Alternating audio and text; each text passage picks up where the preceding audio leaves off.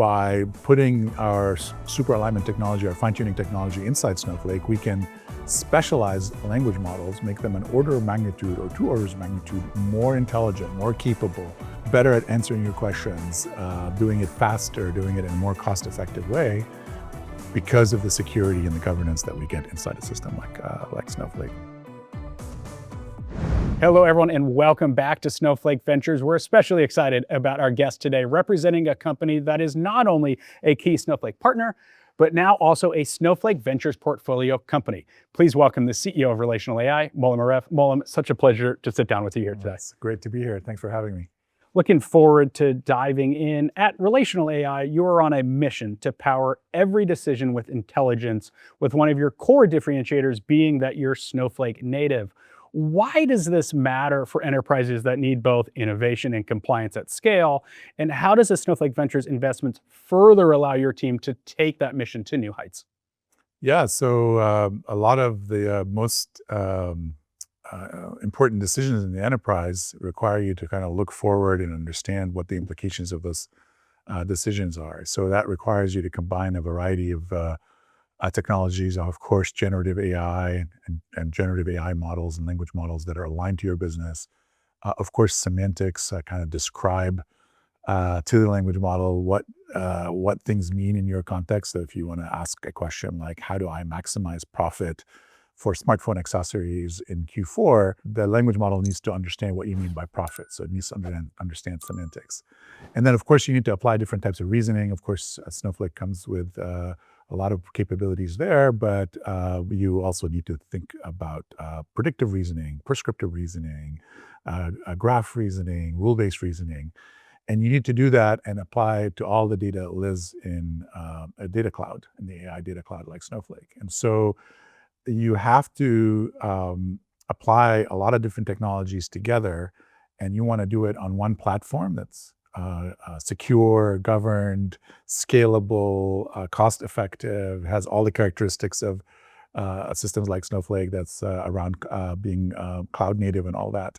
And you don't want to fragment the solution where you have to make copies of data and you have to have different technology pieces where you end up spending a lot of energy gluing it all together. So Snowflake is really the perfect platform for that. It's extensible with the native app architecture. It allows companies like us to come in and plug in our reasoning technology. It allows us to plug in our semantic technology and semantic models based on relational knowledge graphs. And it allows us to plug in our alignment, fine-tuning technology, so we can take a language model and train it on the semantics and the data assets of an enterprise, creating a specialized model that works specifically for that data estate and for that business. So I can't think of any other platform that lets us do that. Wonderful to hear, and thank you so much for that broad overview. Now let's dive into the technical. Many companies are experimenting with enterprise Gen AI, as you just mentioned, but often get stuck. At the same time, there's a growing demand for agents and applications that can perform complex reasoning, understanding the intricate relationships and if-then scenarios that define a business. But given your current focus, how are you seeing executives approach this next frontier of AI where understanding both context and relationships are paramount?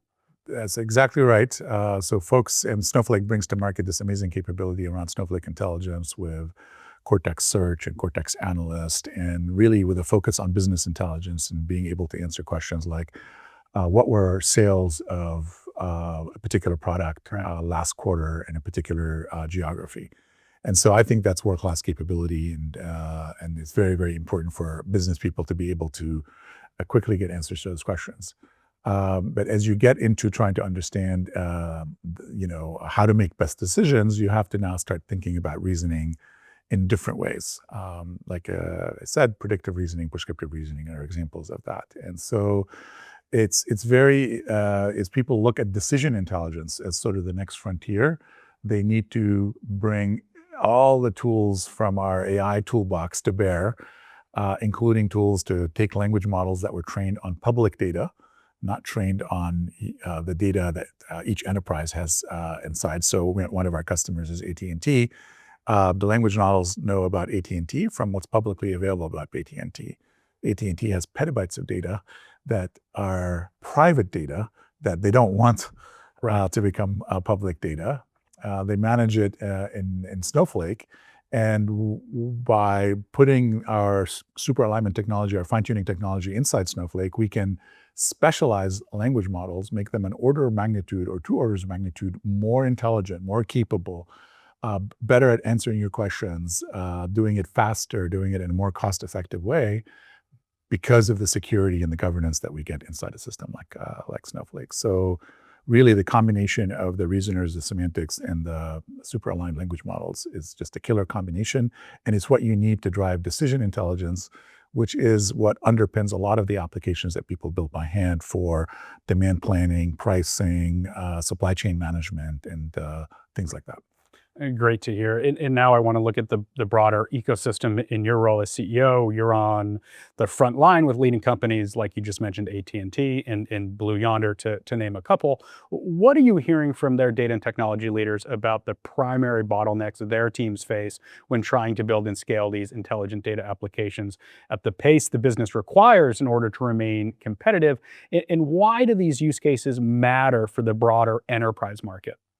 Yeah, I mean, you have two different types of companies there. One, obviously, one of the world's greatest telco telecommunications companies in AT&T, and the other, the leading supplier of supply chain solutions, an ISV that's building its applications on Snowflake. The world is changing very quickly. AI is changing it, and so the quicker they can get to driving value from generative AI, but in a way that works in an enterprise context, because in an Well said. enterprise, it's got to be secure and it's got to be deterministic almost, or it has to be understandable and it has to be well reasoned.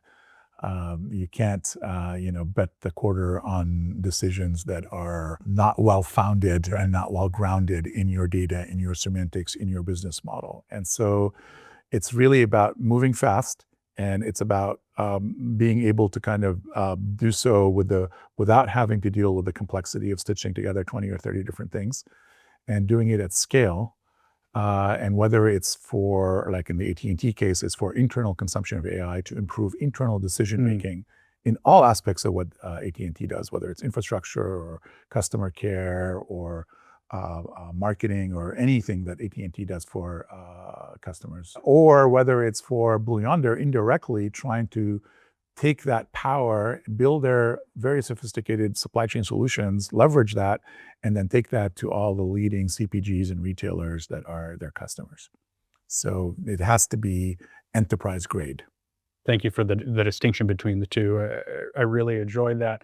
And it seems one of the biggest challenges is the gap between the business rules and the underlying data infrastructure. How does Snowflake's easy, trusted, and connected platform take this burden off the table for you? And how is it serving to power your ecosystem's insights day in and day out? Yeah, so again, I think people understand the importance of data as an input into AI and machine learning and so on. It has been, I think, a more recent realization for people to understand the importance of semantics in the form of business rules, so that you can define the core concepts and the core relationships in your business, so you know what is meant by profit or churn or any of the various metrics that you use to drive every important decision. Just yesterday, actually, we were very happy to participate in an announcement that Snowflake made for the Open Semantic Interchange, Right. which is all about continuing the Snowflake's tradition in openness. Snowflake supports Right. open table formats, open catalogs, and now Snowflake is leading with close collaboration with companies like ours, the creation of an open standard around semantics. Because if you don't have semantics, if you don't have the definitions that matter to the business, then you're leaving it to a language model to decide what profit means for you, and it doesn't know you. Right. So yeah, that's really at the core of it. And I think people are starting to understand that. And it's not just about data. Data is very important, but it's also about semantics, and then using the data and the semantics to train a language model on you. Great perspective. Now, let's look towards what's next. As we look towards 2026, what's the one key piece of advice you'd like to offer a CEO or, say, a CIO who is looking to make that leap from dabbling in AI to truly building a more intelligent, responsive, and data-driven enterprise? Yeah, I mean, I think if they're a Snowflake customer, I think they made the right decision, and we're certainly all in on Snowflake. And we think that sort of as Snowflake gives the enterprise accessible business intelligence in the form that we talked about, I think starting to think about decision intelligence and how you make decisions that drive value in your business. You allocate capital as a business person, you allocate money or capital to inventory, to customer acquisition, to real estate, to labor. How do you make those decisions intelligently with the benefit of everything that Snowflake brings to the table and Snowflake partners like ours that are adding the decision intelligence layer to make it so that you can answer questions about the future and about what to do about the future. So That's an exciting next chapter. Before we go, what's next for relational AI? So, we've been working very closely with Snowflake for a couple of years now. It's been a transformational thing for us, for our business. We love that the combination is so well received by our customers because they have one platform effectively for business intelligence and AI and decision intelligence. We love the fact that it doesn't require a lot of extra complexity or cost. So our customers really benefit from the combination. Of course, we think Snowflake benefits from not having to kind of build everything themselves. And so by providing an ecosystem or a platform for partners like ours and for other members of the ecosystem, I think it's a good win for Snowflake. And then for us, it's really leveraging the go-to-market and the positive sort of customer sentiment towards Snowflake, leveraging that and showing that we bring more value into that ecosystem and leveraging all the capabilities Snowflake has around industry expertise and geographic reach and go-to-market in general to get more of our capabilities in the hands of the 12,000 or so Snowflake customers. So that's really going to be the focus for next year. Molham, I really enjoyed our conversation. Thank you so much for your time and insights. Such a pleasure sitting down with you. Thanks for having me. Appreciate it. And for the audience watching, I'm Ryan Green with Snowflake Ventures. We'll see you soon.